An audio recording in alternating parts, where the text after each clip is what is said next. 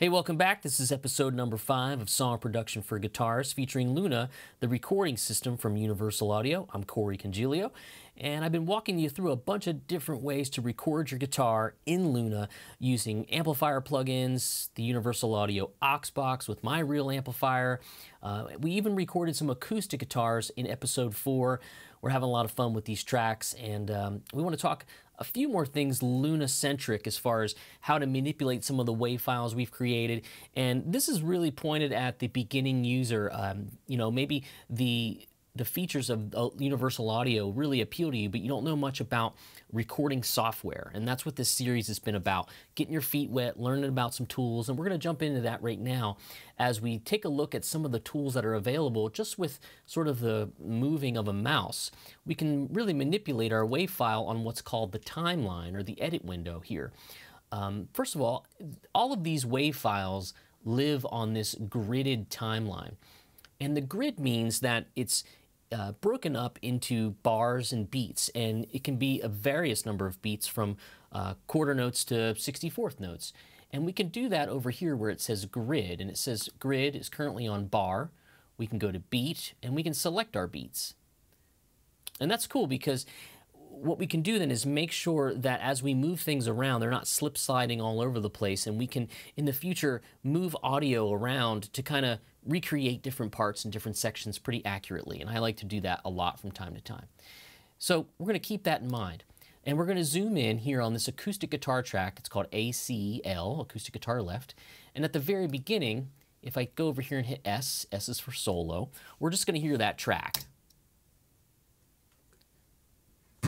And you can hear 1, 2. There's a little guitar scratch, my count off is there, and I want to get rid of that. So I'm going to go and take my cursor down to where this little bracket is. This is my little edit tool right here, and I'm going to slide that WAV file up to where the audio is actually happening. But if you notice, it's not letting me, make a fine adjustment. It's really kind of cutting into the beginning of the track. So I'm going to hit Option Z, that's undo. You could also hit undo from the edit menu. And I'm going to hit over here snap. Now snap means that every time you move something, it's only going to move it to the grid marking that you notated. So if you wanted it to be 1/8 notes, you could see the grid just got smaller. Now my grid moves in smaller increments. Now that's pretty cool. I could take it all the way up to there, but I can also hit snap, and that's going to take the grid off, and now I can freewheel that adjustment any way I want. So I'm going to go right up to where that audio starts. Now when we hit play, it's silent until it gets to the audio. Okay, so we might want to repeat that for all of our tracks because we don't want a bunch of that noise happening when we mix down. So we want to really bring it in close. I like to zoom in, and sometimes I'll take it pretty close there. Let's adjust the other one as well.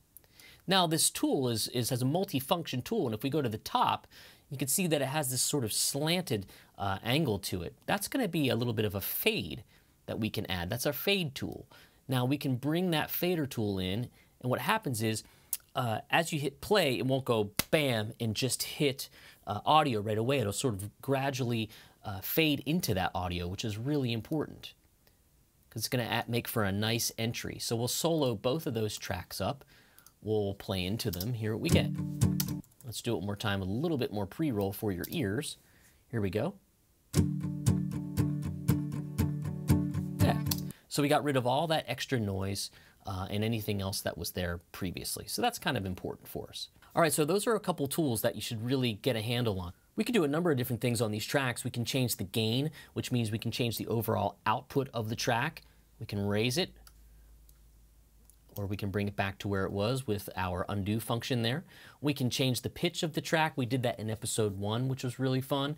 But really what we want to do is just pause here and jump over to the edit window because we want to start using some plugins to actually enhance the tracks that we already have. Now, one of the things I'll tell you is I'm not a mix engineer by trade, but I do know how to use a good bit of this stuff when it comes to making my tracks for online tutorials, guitar demos, and honestly sending a lot of overdub tracks across the internet to people all over the place. So you got to know how to get good tone, and you got to know how to get some of the basics accomplished when it comes to using plugins like equalizing and compression and stuff like that. Okay, so now we have our mixer window here, and one of the things you want to consider is how to sweeten your tracks a little bit by using plugins and putting them here in what is called the insert slots. Now, what is a plugin? Real quickly, it's a digital recreation, typically of an analog piece of hardware that's used in the recording process to manipulate your sound, whether it be an equalizer or a compressor or reverb, delay, you name it. Just about anything has been recreated digitally these days to live in the box, as we say, to really enhance our experience when we're recording in the digital age. So Universal Audio does it as well as anybody. I mean, frankly, you know, I think they're the best in the business, but I may be a little biased. But we're just going to take it easy here and do a couple easy things to make your tracks kind of open up a little bit more and not be kind of as cloudy as they might be. Because when you start adding instruments, particularly guitars, that are so mid-range heavy and bass heavy, you want to clear a lot of that stuff out to let instruments like the bass guitar and drums and organ live in their respective frequencies. So there's an easy way to do that. You just click over here in the inserts. If you hit that plus sign, it's going to bring up the window over here, kind of like what we did when we chose a guitar amp. I've chosen these Oxford EQs, which I really like because they're very simple, and you can see that I haven't done a whole lot with them. Let's dive in.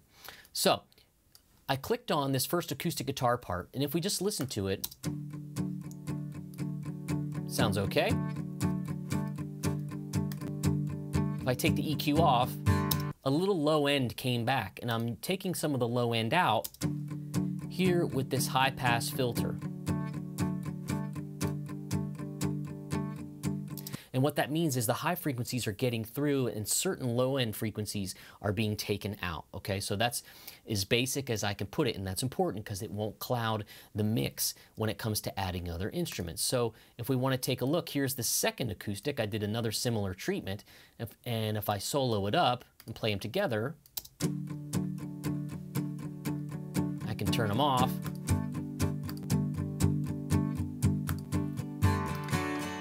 So what the EQ takes away is that that really thumpy thing that you're doing with your palm when you're palm muting this, and that really has no place in the mix unless maybe it's a solo acoustic kind of piece.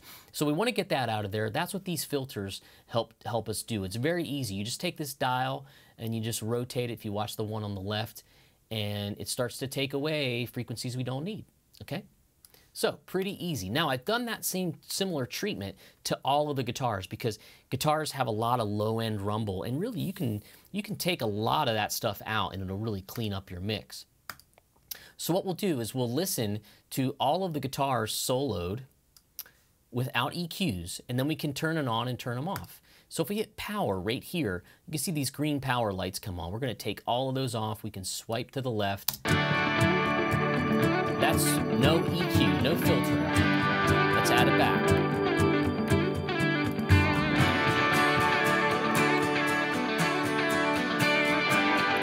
Okay, so by itself it sounds kind of weird, but let's bring in the instruments.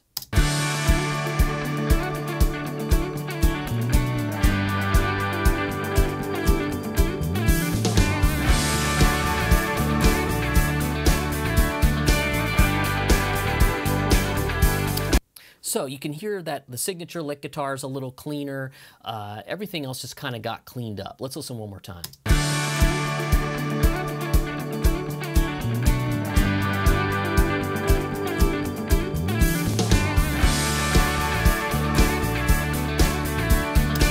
So that's something I like to do a lot of. Now I might go and continue to tweak that even more to make certain things sit in a certain spot.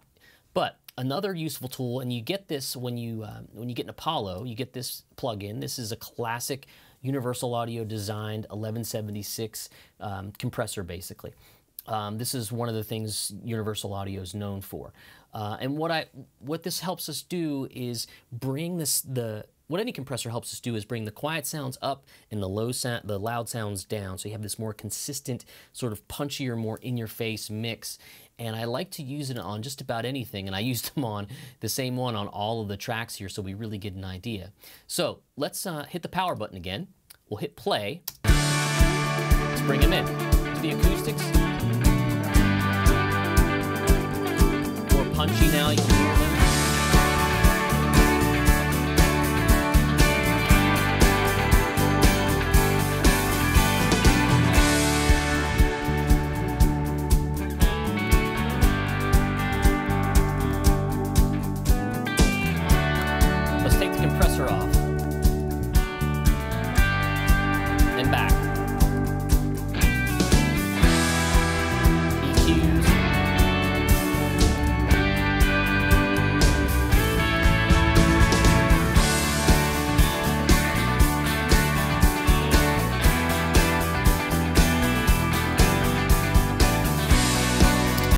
just kind of makes it sound a little bit more pro. You know, and that's just basic as you can get. Like I said, I'm not a mixing engineer, but I know these are some things that are really important. A high-pass filter and a compressor can really, really go a long way. All right, so that's just a quick way you can kind of clean up your guitars a little bit. I found that by doing that with these, it really helps each instrument speak on its own, and we can continue to kind of mix till our heart's content depending on how many plugins you got and how intense you want to get with really making each one sound as good as they possibly can. All right, this was episode 5 for Song Production for Guitars featuring Luna, the recording system from Universal Audio. I'm Corey Congilio. I'll see you on the last episode, episode number 6.